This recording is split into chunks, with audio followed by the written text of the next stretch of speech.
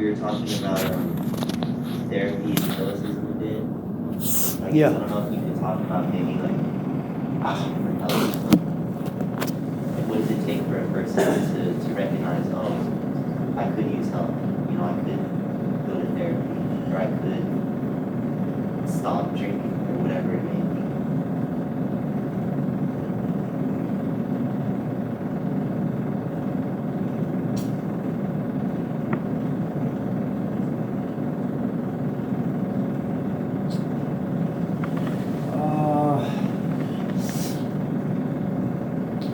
You know, when you ask for anything, you come to class and you say, can I borrow a pencil? Or you're trying to get on the bus and you realize you're a few pennies short and you say, can I ask for something, for $1 or so? You go to get some bread and there is someone sitting in the street and they say, can I have some money? There's always this awareness. It doesn't matter what you're asking for. There's always this awareness that there is something you want but you don't have. Now, you may not be clear as to what it is that you want, because it's always very, very difficult. See, I don't really know what a healthy relationship looks like. But I know I certainly don't want to be abused in a relationship, and I know what that feels like. When I go into the house and I am made to feel invisible.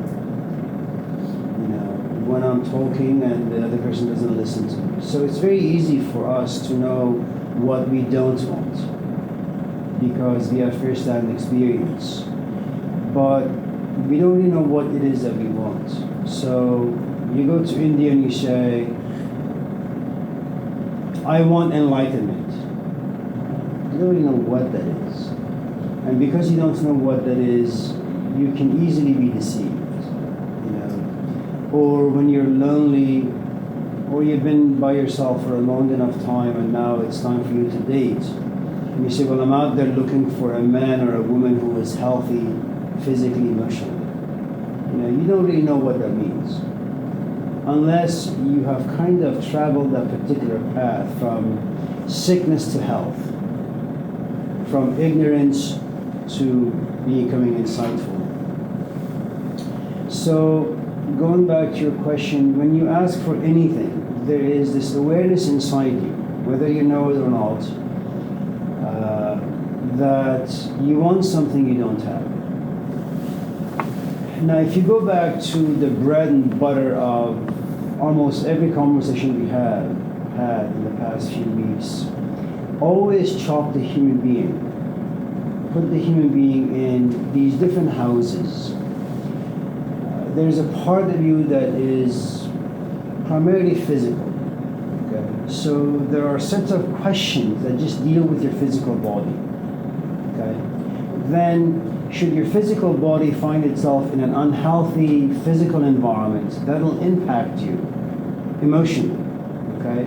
So when you go to, for example, a club, and the music happens to be too loud, okay, you want to pay attention, like when you go to the theaters, the volume is just too high, and you're sitting there physically trying to enjoy the movie, but you know the volume is so high that it's becoming unpleasant. So you have an emotional reaction. So there's another part of you that's emotional. Okay? Now, when you ask about things that are emotional, at least when you go to the theater and the volume happens to be too high, you know exactly what your issue is and what you want to go to the clerk and ask. Can you turn the volume down?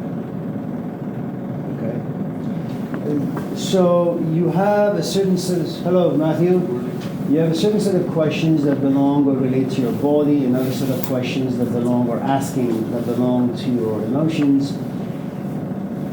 Then you have, let's say, asking or questions that deal with your intellect. Supposedly, we come to this class, and I tell you that next week, Tuesday, good morning, Bridget.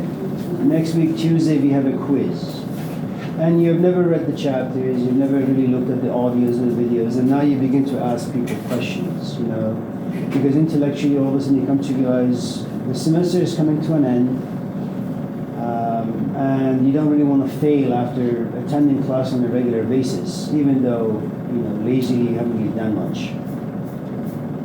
And then there are spiritual questions, which are very, very, very different, because spiritual questions, for the most part, have nothing to do with your body, have nothing to do with the emotions caused by your body, and they have nothing to do with your intellect, which for the most part contains a good amount of fear.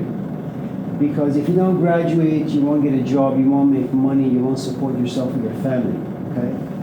So it depends where exactly you are, and wherever you are, it has its own unique set of questions. And whenever you ask, consider yourself to be poor, consider yourself to be a beggar, okay? Now, there are certain set of questions that you're not really ashamed of having. I'll tell you a story. It happened here at Laney some years ago, and I heard of it from students, or maybe from a colleague. We had an African American professor on this campus, and of course majority of our students were African Americans, and they were having a quiz on that particular day. And a young African American, I think he was like 19 or 20 from the story I was told, walks into class, and he has no backpack, no notebook, and no pencil. And he knows full well there's a quiz. So he goes around and he's asking for a pencil. It's a simple thing. Now, it may have been that this morning he was taking his mom to the hospital, so he didn't have time to gather his stuff. It may be that someone broke into his car and stole his backpack. It may be that he was just in a rush, didn't want to miss the class or the quiz. Now, Carol Ward Allen didn't really care about any of that stuff. She just goes pouncing on him, saying that as African Americans, we've made all this effort to kind of become somebody in society, in America. Here you come. Your pants are to your knees, okay? You have no backpack, no notebook, no pencil. What the hell is wrong with you? Now, what you have is a very simple request. Can I borrow a pencil? But you have a very proficient instructor who knows who she is, who knows the skin color, who knows how that skin color is interpreted in this particular culture. And all of a sudden the request for a pencil becomes historical. Okay? And he reduces this young man to basically nothing. Now remember, all of us have a certain amount of pride, i.e. arrogance about us, that our life has value. We know a few things about a few things. That no one should shame us, embarrass us, especially in public. Okay? I certainly don't want to be embarrassed as a brown man in front of, say, white people. Okay? Because white people already kind of devalue me as it is. I don't want another person to kind of, especially if they happen to be my own skin color, to reduce what little value I have. That'll be more embarrassing.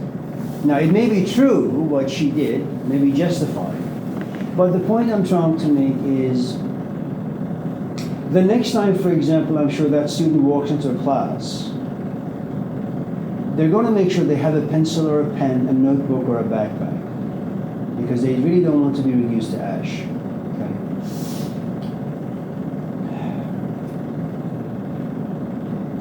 There is something about us.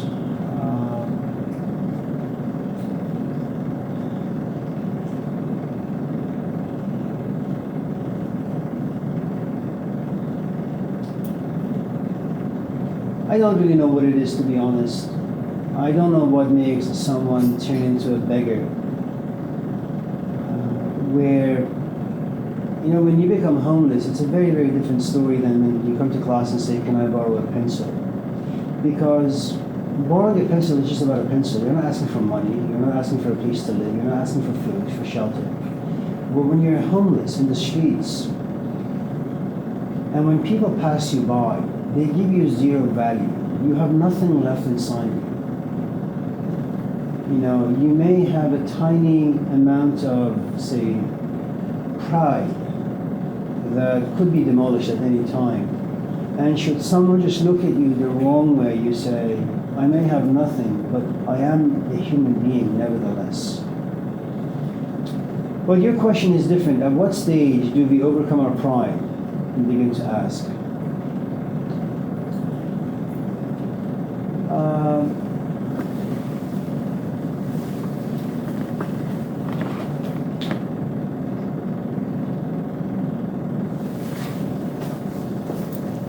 And I don't want to make this complicated, but just because I am the way I am, it naturally becomes complicated.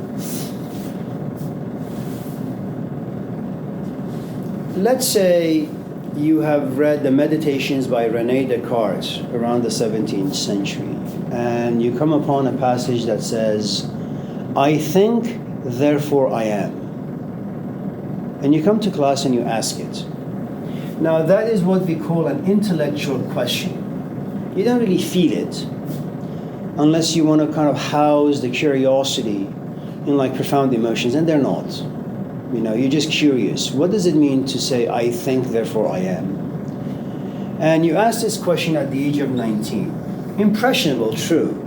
But you don't really have had many life experiences where you kind of, like Dante, you're around the age, say, 37, 40.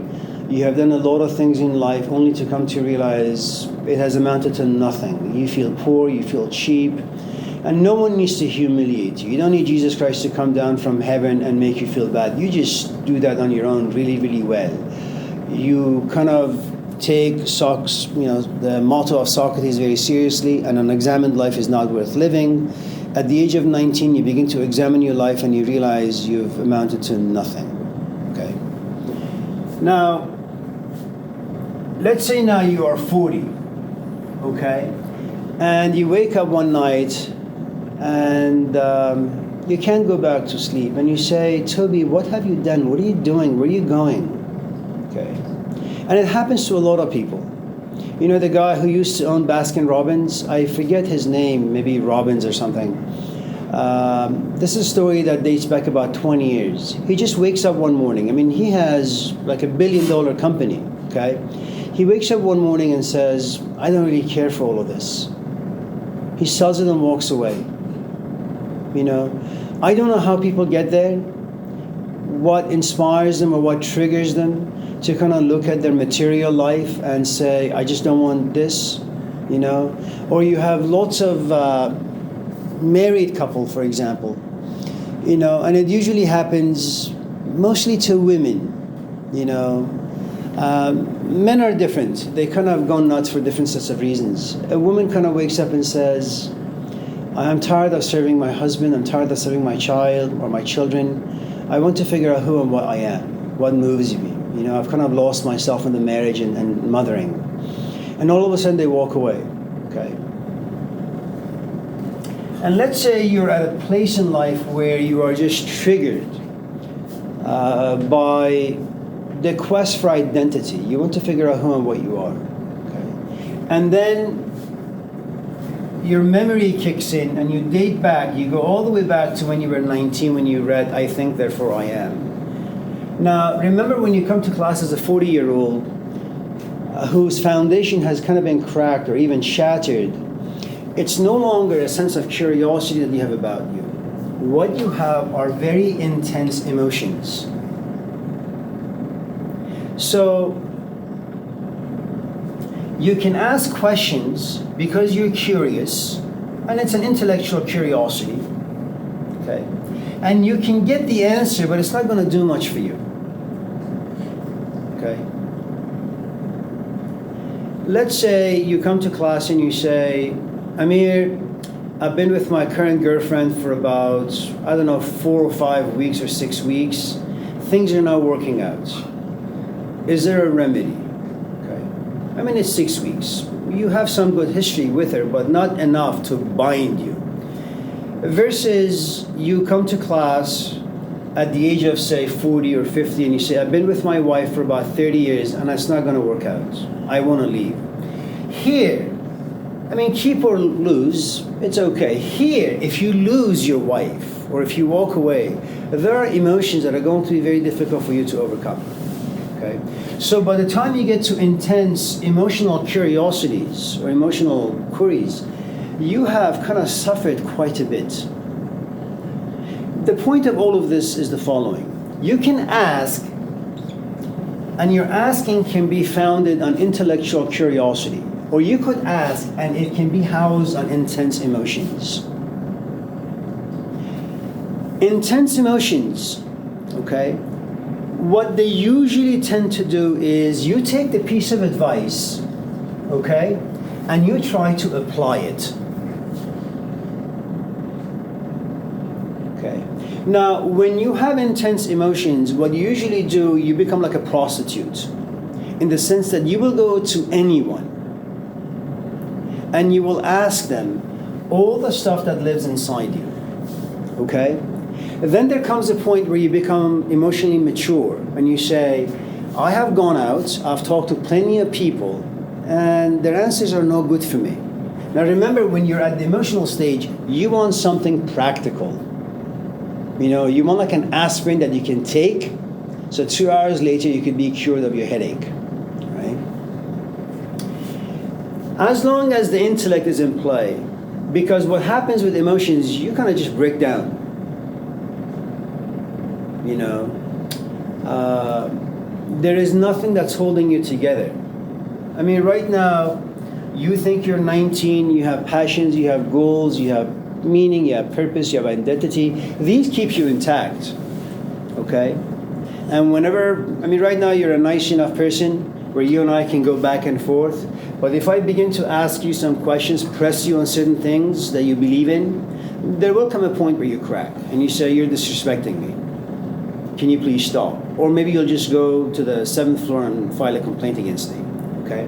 So there's a good amount of pride here, okay? When you get to the emotional place, there is no pride. You are broken, and everybody can see that you're broken. Now, it may be to some extent that you're very proficient in hiding your brokenness and revealing it only to people you feel comfortable with and trust, okay?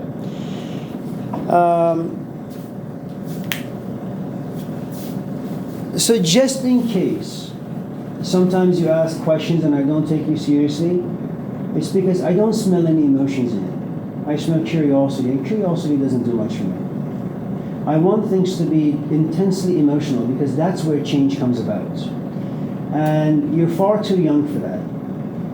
And when you're young like that, you lack the experience. Even when someone says, my parents were divorced, I was in a gang, I got this and I got that, I'm 19, I have a lot of experience. That may be so, okay? But because you have a lot of experience, you also have a lot of trigger points. If I touch the wrong button, you'll explode, okay? You may be 19, have had a lot of experiences, but you need to wait another 20, 30 years until you're able to process all the experiences so you can the dust needs to settle. Then you ask, you say, I have gone through a lot of disastrous events in my life. How do I fix myself because I'm tired of being like this all the time?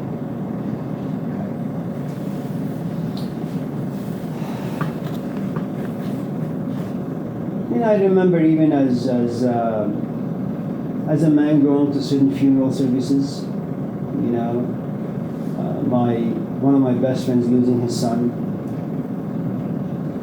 You see people scream, the mother and the father, and they cry, and you want to keep it together, but you can't.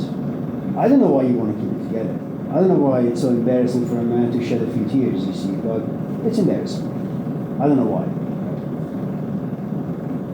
And then there comes a point where the floodgates just open, and you begin to cry. But your head is bowed, you know, and once in a while your head, goes up and look around to see if anyone is looking at you, and then very clever, you just go like this and then wipe them and try to look normal.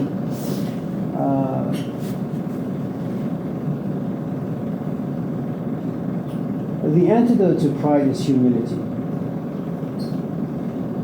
Humility demands a good amount of knowing about yourself and your environment. Humility also demands that you don't really care about the judgments of other people.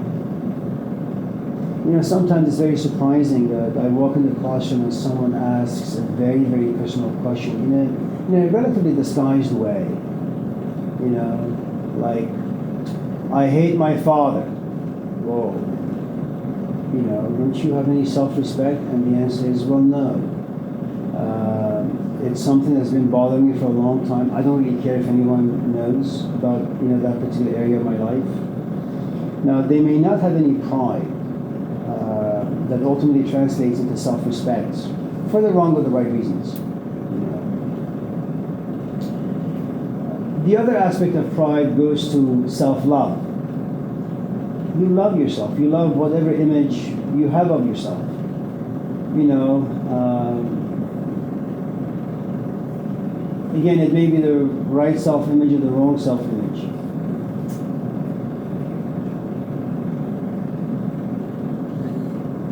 Anyways, I don't really know.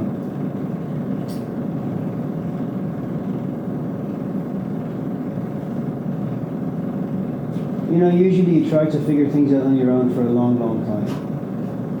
And you waste about 5, 10, 15 good years trying to figure things out until you realize that you can't do this on your own. I always go back to Robin Williams and Al Pacino when it came to substance abuse, drug abuse. They would always say, you know, you assume that you can do this on your own. And you do this, you know, because you don't want anyone to know. You have a good amount of pride, you have a good amount of self-love, self-respect, and so you keep that part of your life quite hidden. Then there comes a point where you just get exhausted, tired, disgusted, angry at yourself because you just can't quit. And then something about you kind of cracks open and you say, I just need help. You know? Now, just because you ask for help, it doesn't really mean that you can apply the advice given to you. It's something we talked about the other day. You have to go through a lot of back and forth. And that's one of the things, you know,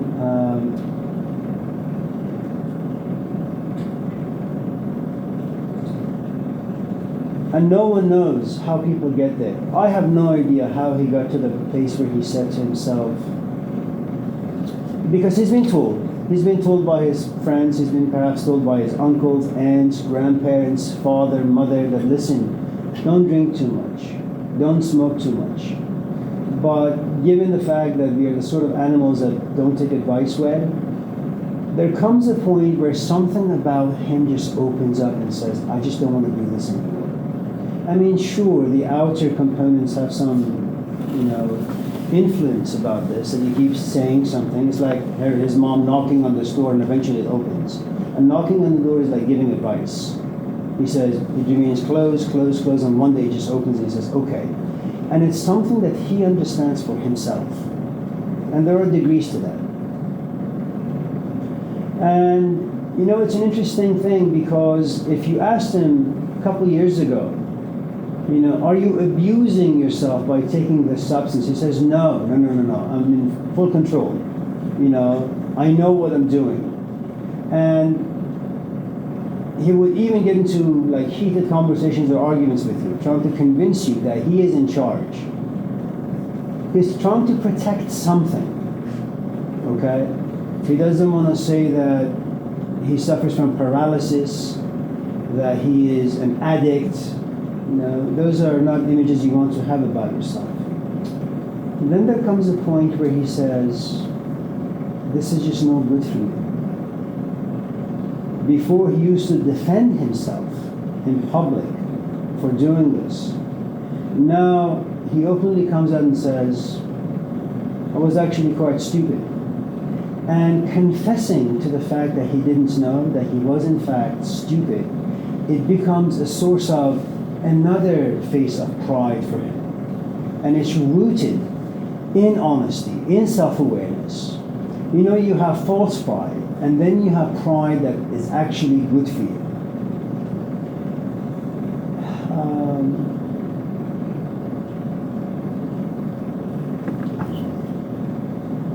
You know, when I hang out with my loser friends, I play music. And they applaud me, they say, Amir, you're a great singer, you're a great musician, and it makes me feel good. And I walk away saying to myself, I'm actually quite good. when I go to a gathering where there are actually professional musicians there, I won't even look at the instrument. I sit way in the back so I remain invisible because I don't want to embarrass myself. I don't want to exercise false pride. I don't want to claim to be something or someone that I am not.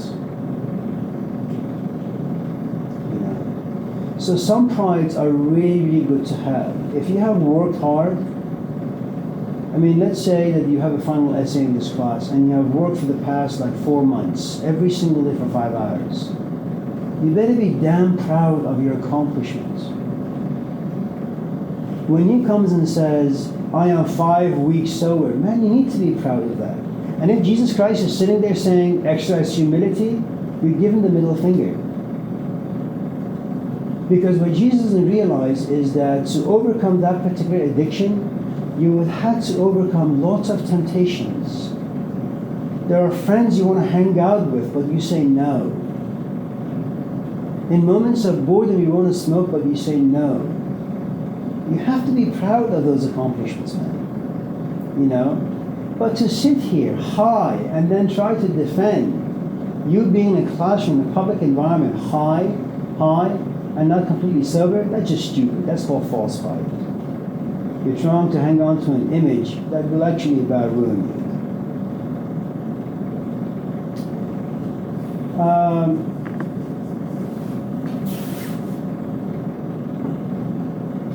I've had many encounters over the past 30 years of teaching where I walk into a classroom and you can know who the smart asses are in the class.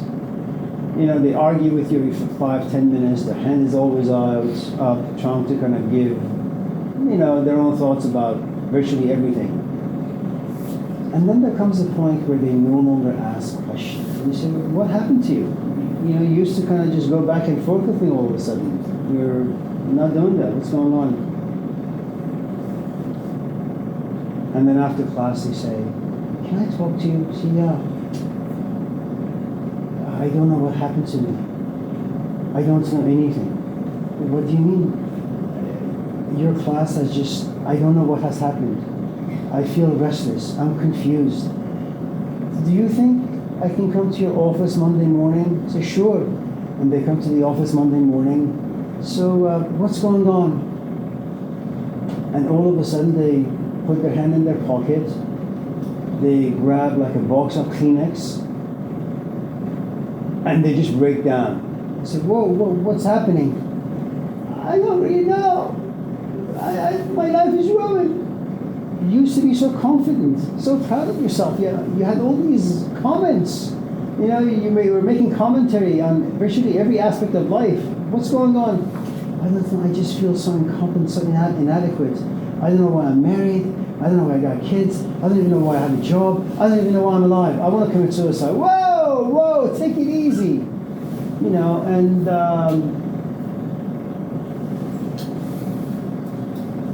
you get to see certain parts of yourself very, very clearly. So, I know this is a very, very, very, very incompetent, poor response to a very educated, profound question. My apologies. I just can't do any better.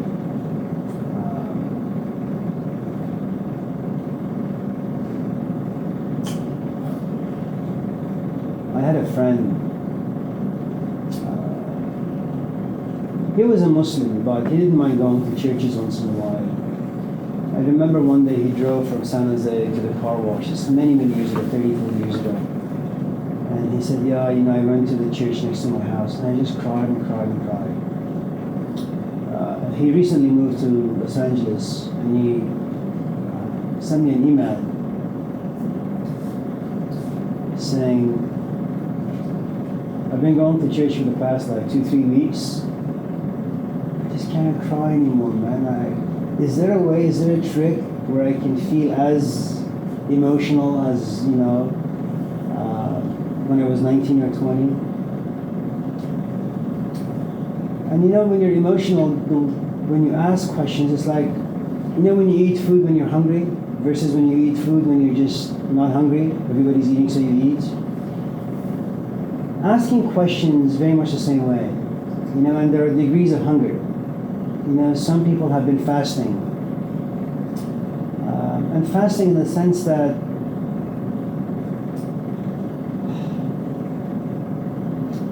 this is something you may not understand right now, but I'll tell it to you nevertheless.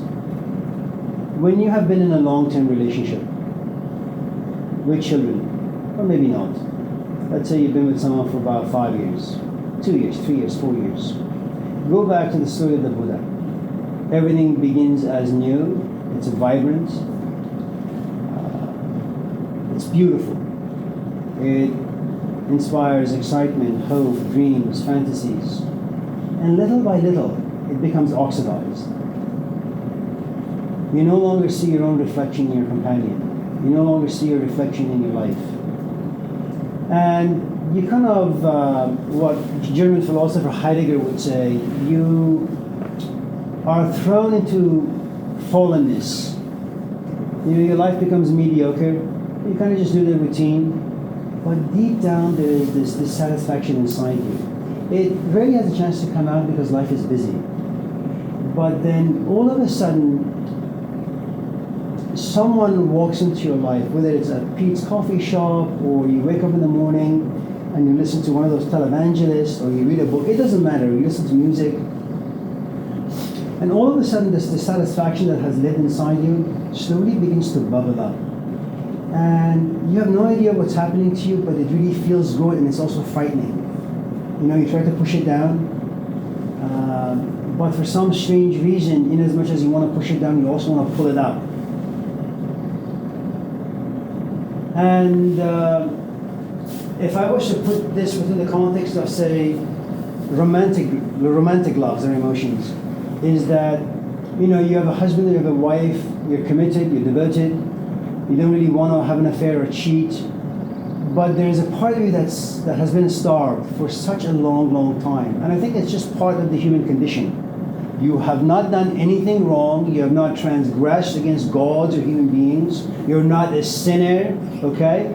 That is what life does to you. I mean, look, man, you woke up at 8, you showered, here you are. I'm boring you. I can see that on your face. Then you're going to go to work. If that's an additional 5 hours of boredom, then what are you going to do? You're going to go home and you're tired. What are you going to do? You have 1,000 TV channels. You're going to, go through them in like 5 seconds, and you're going to fall asleep. That's just what life does. It deadens you. And then all of a sudden you walk to Pete's, okay, with or without your companion, and someone just looks at you. And all of a sudden you have this feeling that you have not had for like 10 years.